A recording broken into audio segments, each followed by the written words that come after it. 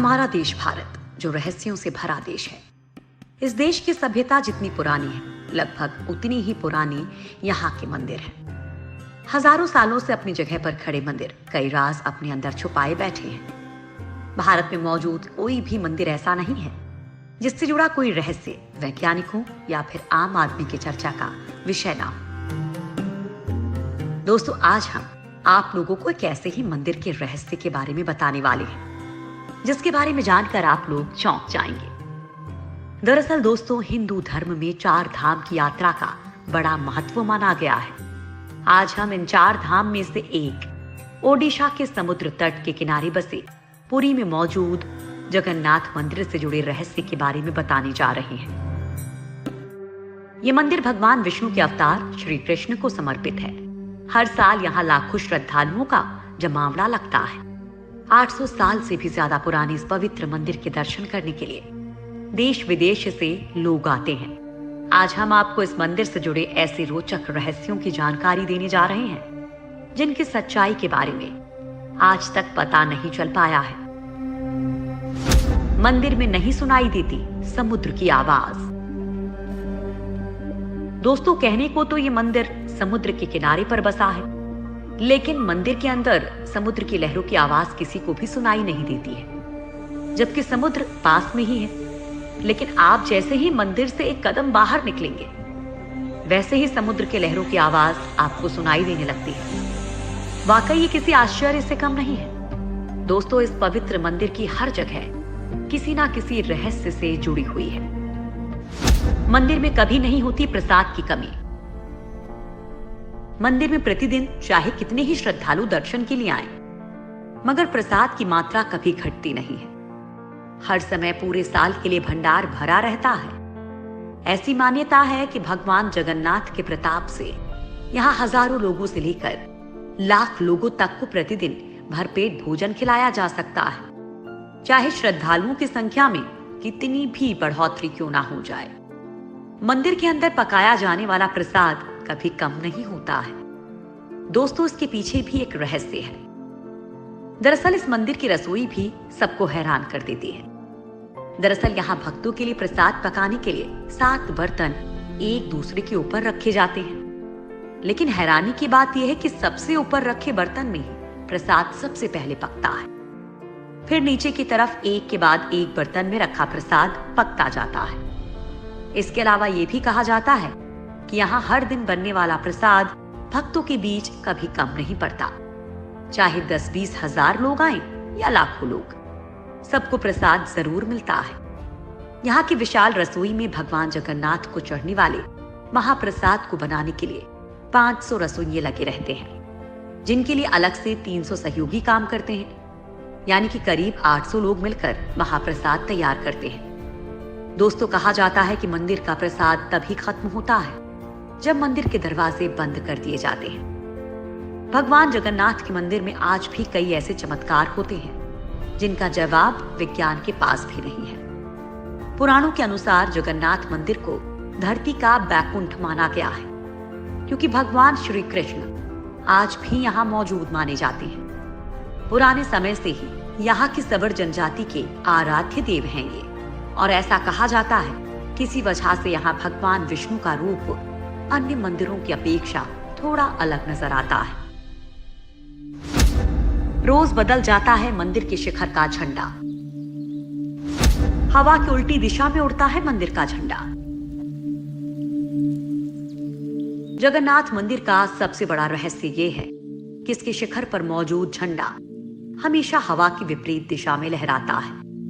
वैसे आमतौर पर दिन के समय हवा समुद्र से धरती की तरफ चलती है और शाम को धरती से समुद्र की तरफ।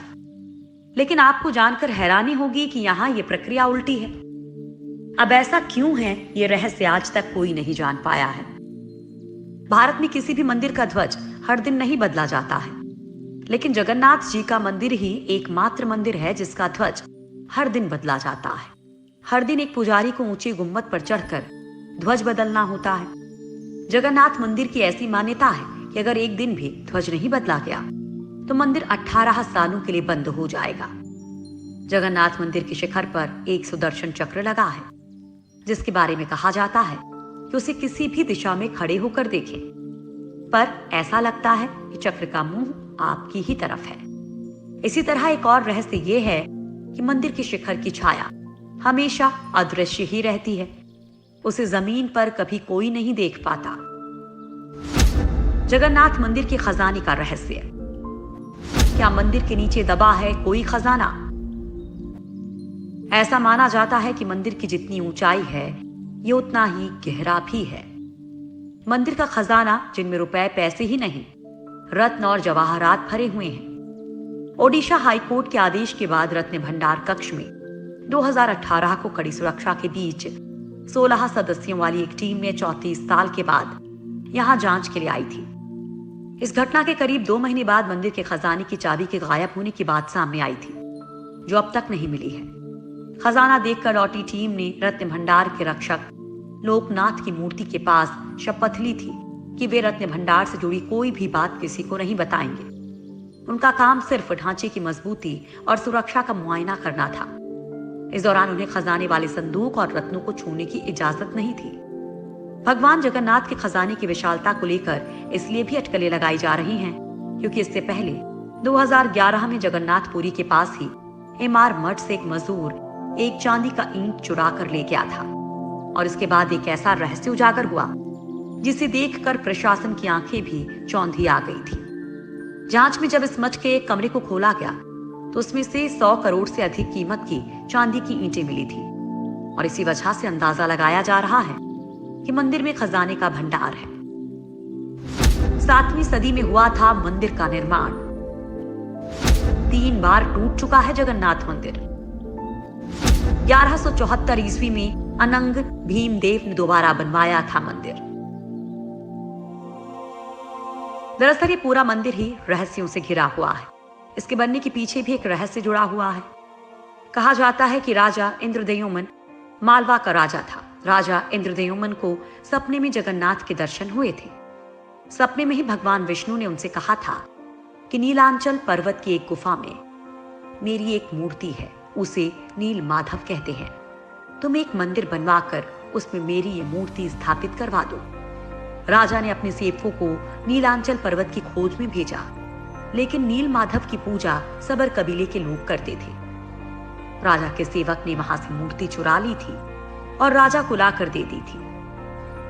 लेकिन मूर्ति की चोरी होने से भगवान नील माधव बहुत दुखी थे, इसलिए वो वापस उसी गुफा में चले गए। लेकिन राजा से वादा करके गए कि वो एक दिन उनके पास जरूर लौटेंगे, बशर्ते कि वो एक दिन उनके लिए विशाल मंदिर बनवा दे।